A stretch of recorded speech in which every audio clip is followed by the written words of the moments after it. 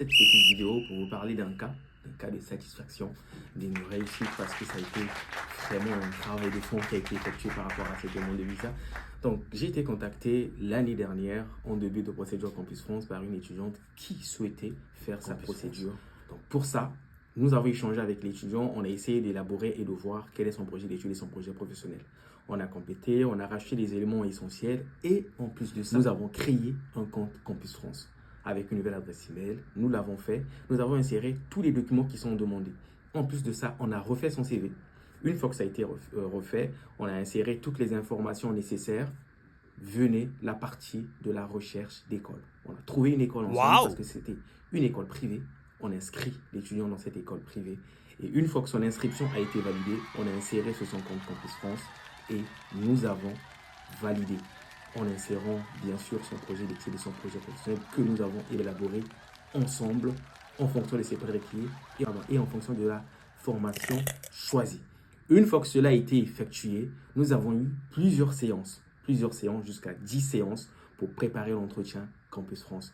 Nous avons fait des séances ensemble, en visio, plusieurs séances, jusqu'à ce que l'étudiant puisse être en mesure de bien se présenter, bien présenter son projet d'études, bien présenter son projet professionnel. Ce qui a été fait, ensuite, elle a passé son entretien, ça s'est merveilleusement bien déroulé. Elle a bien pu répondre à toutes les questions, elle a apporté les éclaircissements sur son projet d'études et sur son projet professionnel.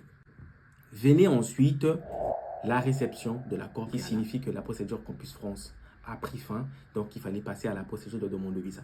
Pour la procédure de demande de visa, il fallait apporter des éléments qui puissent nous permettre de répondre à ce que demande l'ambassade. Donc, pour ça, trouver un logement, donc hébergement ou autre, faire un blocage de fonds, faire un AVI, trouver un garant. Tout cela a été fait. Nous avons mis tous ces documents en avant. Venez la partie où il fallait remplir le formulaire de demande de visa. Pour remplir le formulaire de demande de visa, il faut être minutieux parce que c'est une étape cruciale. Un formulaire de visa qui a été rempli dans le désordre peut engendrer un refus de visa. J'insiste toujours sur le fait que le formulaire de demande de visa doit être bien rempli.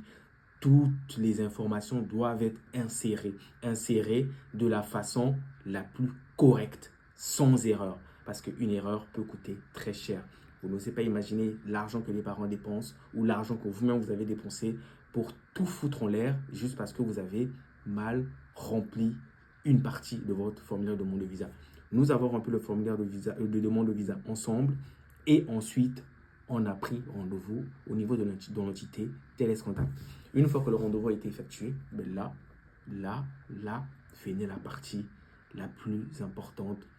Il fallait rechecker tous les documents que nous avons eus, que ce soit les documents depuis la partie Campus France jusqu'à la partie du formulaire de demande de visa. Donc, recenser tous les documents, faire des copies, ensuite insérer tous les documents nécessaires. Donc, pour ça, tous les documents que nous avons eu besoin. Concernant le volet hébergement, on a inséré ça. Concernant les finances, on a inséré ça. On a inséré ça. Et concernant l'identité de l'étudiant, on a inséré ça. Et la partie études, on a inséré ça. Tous ces éléments nous ont permis de déposer et de faire la demande de visa.